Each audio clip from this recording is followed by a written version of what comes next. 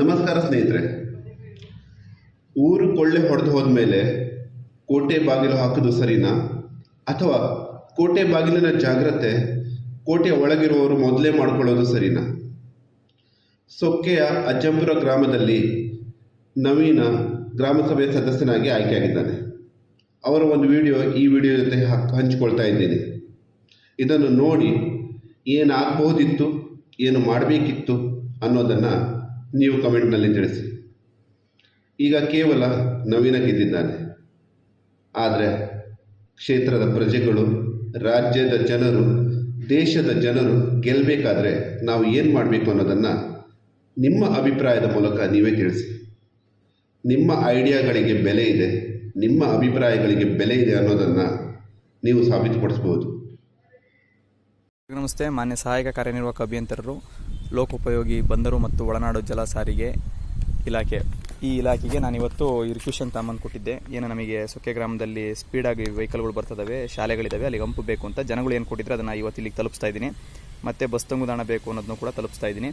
ಇಲ್ಲಿ ಬಂದಾಗ ನನಗೆ ಅನಿಸಿದ್ದೇನಪ್ಪ ಅಂದರೆ, ಇದು ಪ್ರವಾಸಿ ಮಂದಿರ ಇದೆಯಲ್ಲ ತರೀಕೆರೆ, ಅಲ್ಲಿದೆ ಆಫೀಸು. ಇಲ್ಲಿ ಬಂದಾಗ ನಾನು ಅವ್ರಿಗೆ ರಿಕ್ವೆಷನ್ AW ಅವರಿಗೆ ಹೇಳಿದೆ, ಈ ಥರ ಹಿಂಗಿದೆ ಸರ್ ಬೇಕು ಅಂತ.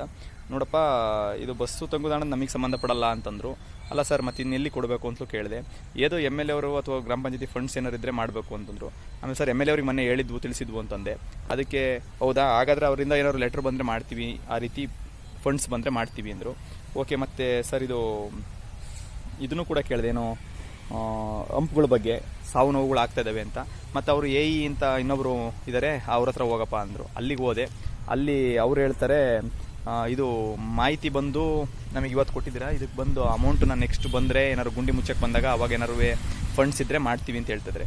ಅಂದರೆ ಅಲ್ಲಿವರೆಗೂ ಸರ್ ತೊಂದರೆ ಆಗುತ್ತೆ ಅಂದರೆ, ಇಲ್ಲ ಫಂಡ್ಸ್ ಬರ್ದಲ್ಲೇ ಏನು ಮಾಡೋಕ್ಕಾಗಲ್ಲ ಅಂತಾರೆ. ಇಲ್ಲಿ ಒಂದು ವಿಚಾರ ಏನು ಅಂದರೆ, ಫಂಡ್ಸು ಅನ್ನೋದು ಯಾವಾಗ ಬರುತ್ತೆ, ಎಷ್ಟು ಬರುತ್ತೆ, ಇದಕ್ಕೆ ಕ್ರಿಯಾ ಯೋಜನೆ ಹೇಗೆ ರೆಡಿ ಮಾಡ್ತಾರೆ, ಎಲ್ಲಿಂದ ಫಂಡ್ಸ್ ಬರುತ್ತೆ, ಈಗ ಎಷ್ಟು ಕೋಟಿ ಹಣ ಬಂದಿದೆ PWD ಇಲಾಖೆಗಳಿಗೆ, ಅದು ಹೇಗೆ ಖರ್ಚಾಯಿತು, ಈ ಎಲ್ಲ ಮಾಹಿತಿಗಳು ಕೂಡ ಜನಸಾಮಾನ್ಯರಿಗೆ ತಲುಪ್ತಾ ಹೋದರೆ, ಅಥವಾ ನಮ್ಮ ಅಹವಾಲುಗಳು ತಲುಪ್ತಾ ಹೋದರೆ, ಇದೆ ನೋಡಿ, ಇದು ಪ್ರವಾಸಿ ಮಂದಿರ, ಇಲ್ಲಿ ಅದು ಇಲಾಖೆ ಬಂದು PWD ಇಲಾಖೆ ಇರೋದು, ಈ ಎಲ್ಲ ವಿಷಯಗಳು ಕೂಡ ನಮಗೆ ತಲುಪ್ತಾ ಹೋಗಿದ್ದಿದ್ರೆ, ಇವತ್ತು ಪಾರದರ್ಶಕವಾದ ಆಡಳಿತ ಇದ್ದಿದ್ರೆ ಸಾವಿರಾರು ಕೋಟಿಗಟ್ಟಲೆ ದುಡ್ಡು ವೇಸ್ಟ್ ಆಗೋದು ಉಳಿತಾ ಇತ್ತು.